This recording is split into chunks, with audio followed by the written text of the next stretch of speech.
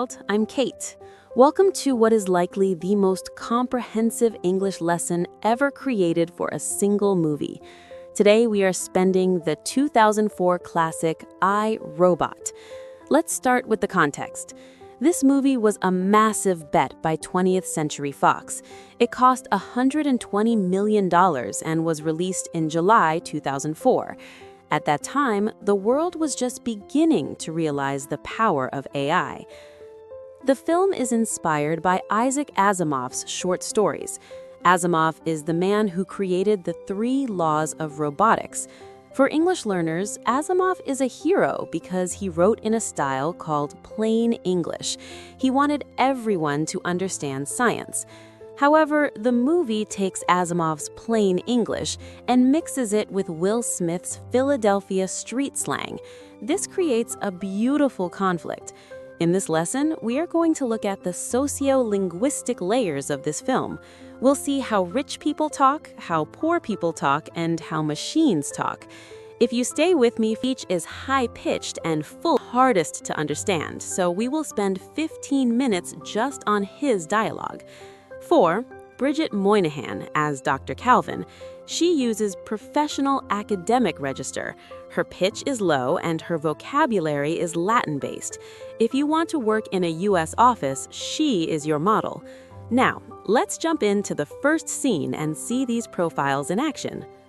The movie opens for a commercial for U.S. robotics. The narrator says, "Total performance, total readiness, total security." This is marketing triplets. In English advertising, we love groups of 3. It sounds stable and complete. The ad describes the Nestor Class 5 as tomorrow's robot today. This is a Chiasmus-style slogan. It sounds clever because it flips the time. Then we meet Spooner. A robot offers him a delivery. Spooner says, "Get the hell out of my face, Canner." Linguistic analysis. The hell. Many students think this is a swear word. It is actually a functional intensifier. What is that? Curious. What the hell is that? Angry or shocked. Spooner uses it to show he hates robots. Slang analysis. Canner. This is a derogatory neologism. It means a newly invented insult. It connects the robot to a soda can. It's like calling an old car a rust bucket. Pronunciation drill. Get the hell out. The T in get is a flap D. The H in hell is soft. Repeat after me. Get the hell out. Say it like you're angry. Good. Now, let's go and look at the most human relationship in the movie, Spooner and his grandmother, whom he calls Gigi. In English, we have many names for grandmothers: Nana, Mimi, Granny, or Gram-Gram. Gigi usually stands for great-grandmother, or just a double initial nickname. Notice how Spooner's voice changes. On the street, he is loud and aggressive. With Gigi, his voice becomes soft and respectful. This is called code switching, changing your language based on who you with. Gigi says, "Boy, what is that on your feet?" Spooner, "Converse All-Stars, vintage 2004. Linguistic lesson, vintage. As we discussed, vintage, adjective, means high quality from the past. But notice Gigi calls him boy. In many cultures, calling a grown man boy is an insult.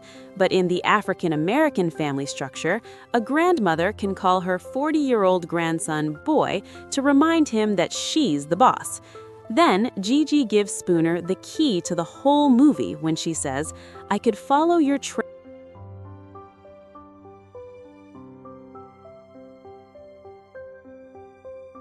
walk all up and down your ass." This is hyperbolic imagery. To walk up and down someone means to scold them. Ass here represents the person's pride. She is saying, "I am going to destroy your pride with my words." Spooner feels foolish. To feel foolish, idiom, to feel like an idiot because you made a public mistake. Spooner is at the station. His boss, John, says robots don't commit crimes. Spooner, "Now define crime." Linguistic tactic, the definitional shift. When you are losing a debate, ask your opponent to define their words. It makes you sound smart while you're actually just being difficult. John, Spoon, are you sure you're ready to be back? Spooner, I'm fine, John. Social context, I'm fine. In English, I'm fine is a shield. It means I am not okay, but I don't want to talk to you about it. If a native speaker says I'm fine with a short, clipped tone, do not keep asking questions. John says, we're going to miss the good old days. The good old days, idiom, a nostalgic time in the past when life was simpler.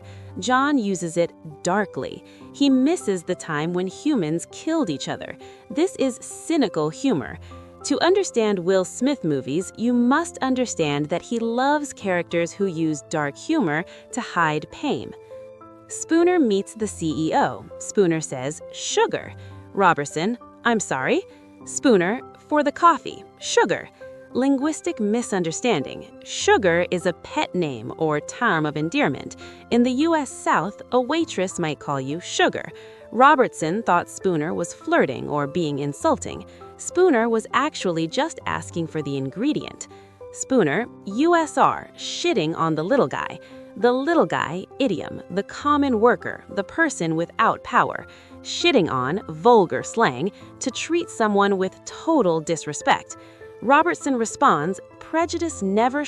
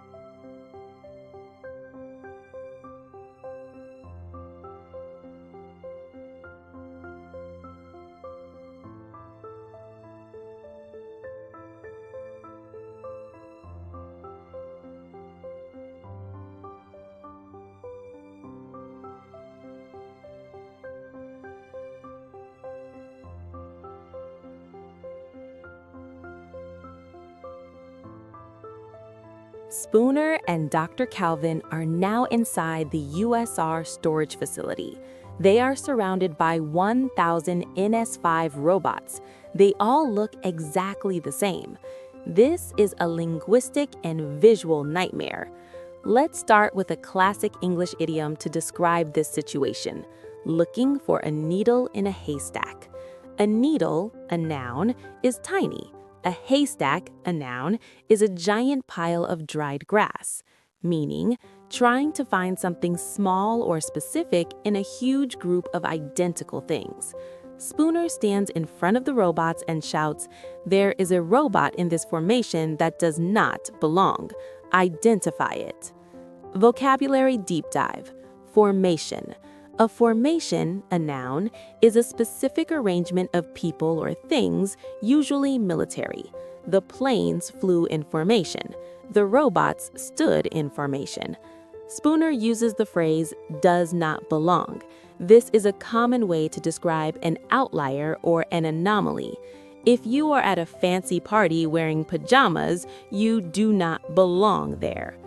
Then we hear a voice from the crowd. It's Sunny. He says, "one of us."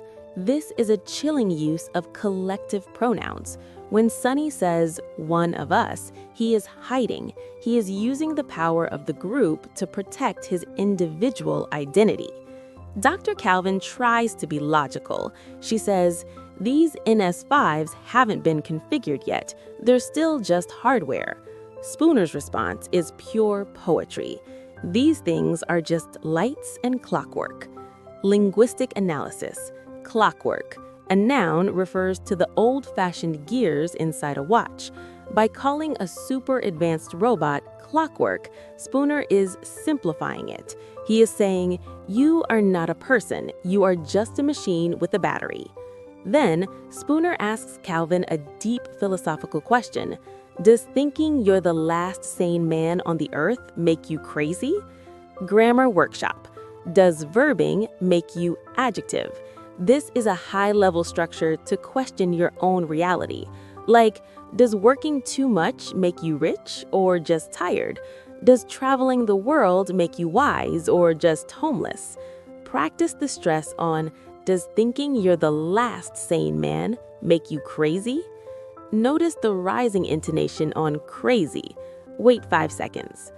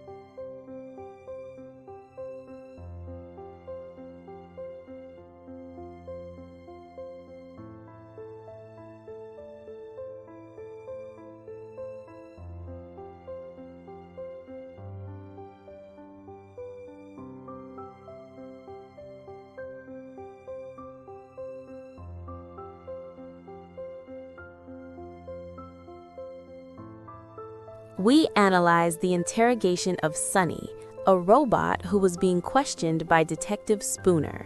This scene is perfect for learning how to use rhetorical questions and sarcastic tones in English.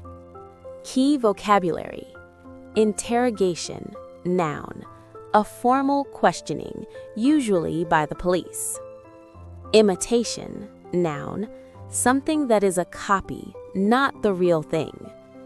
To simulate, verb. To imitate the appearance or character of something. Example, simulating feelings. Masterpiece, noun. An outstanding artistry or skill. Canner, slang. A derogatory term Spooner uses for robots, comparing them to tin cans. The dialogue, script for practice. Spooner, I'm sorry, I'm just getting used to the idea of a robot being a murder suspect. Grammar note: getting used to is the process of becoming familiar with something new. Sunny: I did not murder him. Spooner: emotions don't seem like a very useful simulation for a robot. Sunny: angry: I did not murder him. Spooner: human beings have dreams, even dogs have dreams, but not you. You are just a machine, an imitation of life. Can a robot write a symphony? Can a robot turn a canvas into a beautiful masterpiece? Sunny: the big comeback. Can you? English learning points. 1. The power of can you. Sunny uses a counter question. Instead of answering Spooner's logic, he challenges Spooner's own humanity. In English, asking a question back is a powerful way to win an argument. 2. Metaphors of humanity. Spooner uses symphonies and masterpieces as metaphors for the soul. He is saying that art is what makes us human. 3. Expressing denial. Notice how Sunny says, I did not murder him, instead of I didn't. Using the full form, did not, makes the statement much stronger and more formal. Spooner has just survived a massive, coordinated attack by dozens of NS5 robots in a tunnel. But when the police arrive, the robots are gone. The tunnel is clean. Spooner looks like a crazy person. Let's look at the dialogue between Spooner and his boss, Lieutenant John Bergen. John asks, "What robot, Spoon? I just came from that tunnel. What robots are you talking about?" Grammar spotlight. What noun are you talking about? This is the standard English way to express total disbelief. I saw a ghost. What ghost are you talking about? I won the lottery. What lottery are you talking about? It implies the other person is imagining things or lying. Spooner screams, "The goddamned robots, John!" Vocabulary deep dive. Goddamned. This is a compound profanity. In American English, it is used as an adjective to show extreme frustration or anger toward an object. This goddamned computer won't start. Where are my goddamned keys? Register note: this is very strong. Use it only when you are truly furious or, like Spooner, when no one believes you. John gives a command: see the medic, go home. This is an elliptical command. John drops the subject you. Instead of saying you should see the medic, he just says see the medic. This is the language of authority. It sounds like an order, not a suggestion. Spooner says, "No, I'm fine." John says, "No, you're not fine. Not even close." Idiom workshop, not even close. Meaning, to be very far from the truth or a specific state. Is the project finished? Not even close, I just started. John is telling Spooner that he is mentally and physically exhausted. Then the heartbreak scene. John says, "Where's your firearm? Give me your badge. You're making me do this. Give me your badge." Cultural context: the badge and gun. In American cop movies, a police officer's identity is his badge and his gun. When a boss asks them, it means the officer is suspended. To be suspended, verb, to be temporarily removed from your job. Spooner is heartbroken. He looks at the other officers and says, "Do I look like I care what you think? Do I look like I give a shit about what you think?" Grammar workshop. Do I look like I... verb. This is a rhetorical question used to show defiance. Do I look like I'm joking? I am serious. Do I look like I have money? I am poor.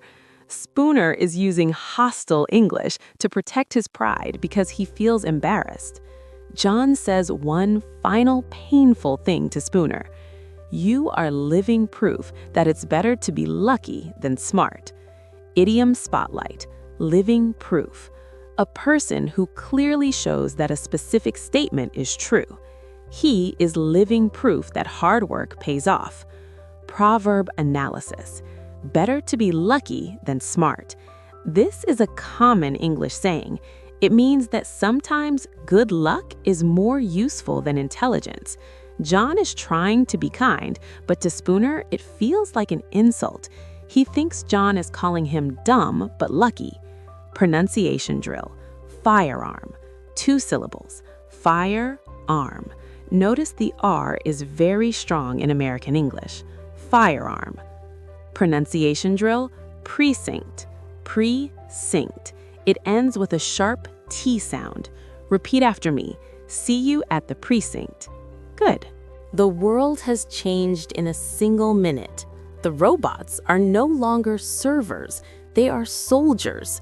They are marching through the streets of Chicago, giving orders to humans. Let's look at the specific language the NS5s use. Please return to your homes. A curfew is in effect. Linguistic analysis, the polite command. Notice the word please.